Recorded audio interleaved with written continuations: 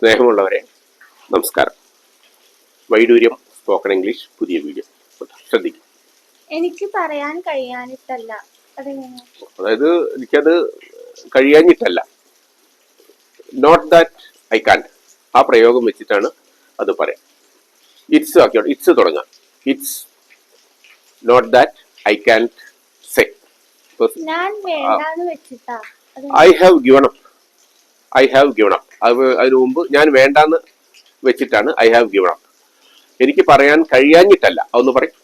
It's not that I can say. Ramu ഇതുവരെ സ്കൂളിൽ നിന്നും വന്നില്ലേ? അതായത് അതിലൊരു ഇതുവരെ എന്നുള്ള വാക്കുണ്ട്, ഇനിയും, അല്ലെ? അപ്പോ hasn't Ramu yet come from his school? ഇല്ല, അവർക്ക് സ്കൂളിൽ ഒരു ആഘോഷമുണ്ട്. ഇല്ല, നോ. അതായത് അവൻ സ്കൂളിൽ നിന്ന് വന്നിട്ടില്ല, അവന്റെ സ്കൂളിൽ ഒരു ആഘോഷമുണ്ട്. ആ ആഘോഷത്തിന് നമ്മൾ സാധാരണ സെലിബ്രേറ്റ് എന്ന വാക്കാണ് ഉപയോഗിക്കുക. പക്ഷെ മറ്റൊരു വാക്കുകൂടി പഠിച്ചിരിക്കണം. ഫെറ്റ്, FETE. There is a fete in his school. There is a fete in his school. ഞാൻ അവളെ വിവാഹം കഴിക്കാൻ താല്പര്യപ്പെടുന്നു. ഈ താല്പര്യപ്പെടുന്നു എന്നുള്ളതിന് വുഡ് ലൈക്ക് എന്ന പ്രയോഗത്തിലൂടെ പറയാം. വുഡ് ലൈക്ക്, താല്പര്യപ്പെടുന്നു. അപ്പോ I would like to marry Har.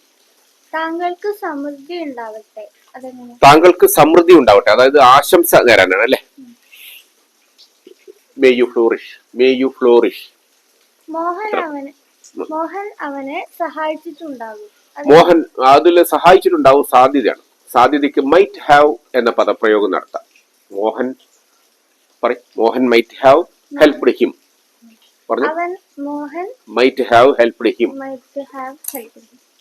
അവൻ അവളെ കണ്ടിട്ടുണ്ടോ? അവൻ അവളെ കണ്ടിട്ടുണ്ടോ? Has he seen her? അവരത് തെളിയിച്ചിട്ടുണ്ട്. അവരത് തെളിയിച്ചിട്ടുണ്ട്. പ്രൂവ് ചെയ്യുക, അല്ലെ? They proved it. മതി. ഞാൻ ഇന്നലെ ഒരു സിനിമ കണ്ടിരുന്നു, അവൾ വിശ്വസ്തയായിരുന്നു. അപ്പൊ അതെങ്ങനെ ഇംഗ്ലീഷിൽ പറയാം? ഒരു പഴയ സിനിമയാണ്, നല്ല സിനിമയാണ്. അവൾ വിശ്വസ്തയായിരുന്നു.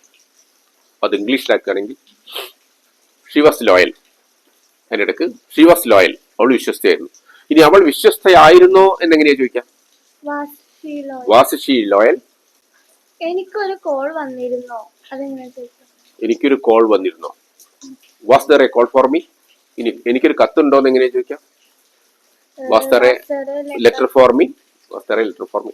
അവൾ ആരോടാണ് സംസാരിച്ചുകൊണ്ടിരിക്കുന്നത്? അതെങ്ങനെ ചോദിക്കാം? അവൾ ആരോടാണ് സംസാരിച്ചുകൊണ്ടിരിക്കുന്നത്? Whom is she talking to? അവൻ ആരോടാണ് സംസാരിച്ചിരിക്കുന്നത്? Whom is he talking to? അവളാണെങ്കിൽ whom is she talking to? മനസ്സിലായോ?